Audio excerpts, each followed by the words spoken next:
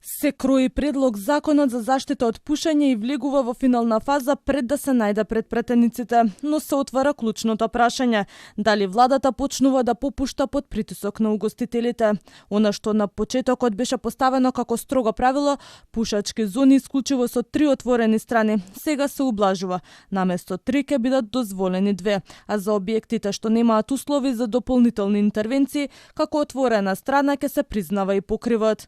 Според структурата на градот и во другите градови, но уште еднаш напоменувам посебно во Скопје, поголем дел од тие угостителски објекти се со таква инфраструктура кој што невозможно е да имат 3 страни отворени, например аголни и така натаму, кој што од едната и од другата страна имате објекти, кој што вие не можете да срушите објект за да имате 3 страни отворени.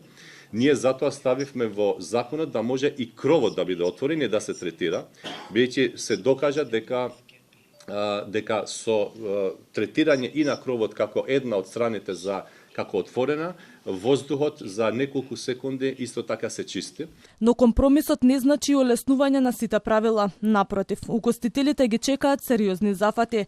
Ке мора јасно да ги раздвојат пушачките од непушачките зони, па дури и да обезбедат посебен влез за делот каде што се пуши, додава Алију. Една од најголемите, ајде да кажеме, инфраструктурни зафати кои што треба да ги имат сите бизниси кои што се бават со ваков тип на услуги, ке мора, значи со закон ке мора да направат влез во самиот угостителски објект кој што е одвоен од просторот кај што се пуши.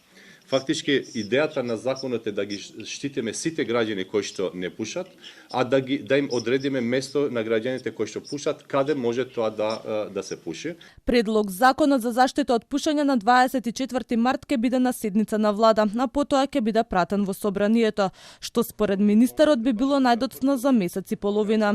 Иако првично беше најавено дека ќе почне да важи од 1 март, примената беше одложена поради забелешки од угостителите и тутунската индустрија.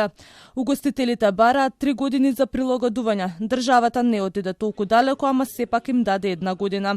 Не како што сака, ама и не толку строго како што прво се најавуваше. И уште една важна одлука останува. ВИП-ови ајкос и слични уреди надвор од игра во затворени простори. Барањата да се дозволат не поминаа.